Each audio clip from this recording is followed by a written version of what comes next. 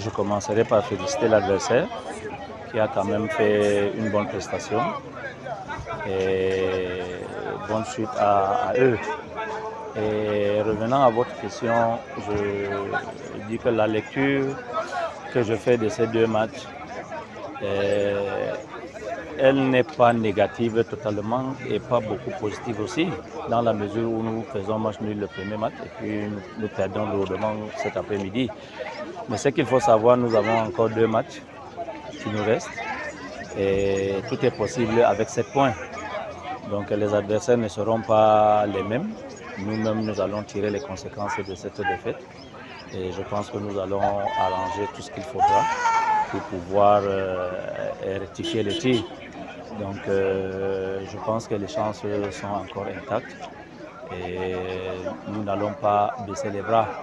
La défaite, elle est un peu lourde, c'est vrai, mais bon, je pense que, comme j'ai dit tantôt, avec 7 points, tout est possible.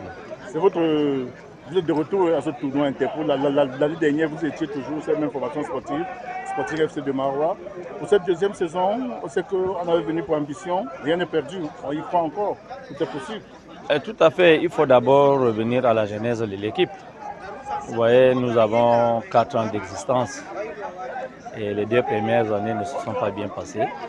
Et les 2 dernières, comme vous l'avez bien soulevé, l'année dernière, nous avons représenté la région.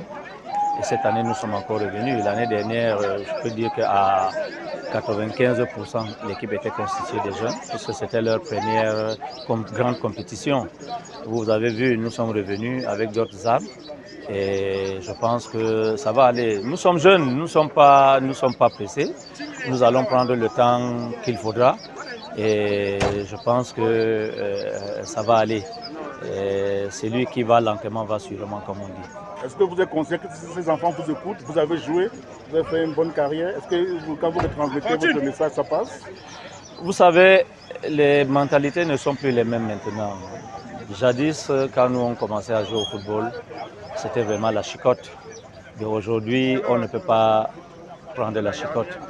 Donc on essaye de faire avec. Et il y en a qui écoutent. Ils sont talentueux, il y en a qui écoutent, mais ils aiment faire à leur tête. Et parfois, vous savez, les grands joueurs, les bons joueurs, pas les grands, mais les bons, sont beaucoup plus capricieux. Mais nous allons toujours continuer à travailler. Nous n'allons pas baisser les bras, nous allons toujours vraiment continuer de travailler. Et nous sommes là pour ça. Il faut transmettre l'expérience. Nous aussi, nous avons reçu l'expérience des autres. Aujourd'hui, on est obligé de transmettre parce qu'on ne peut pas partir avec.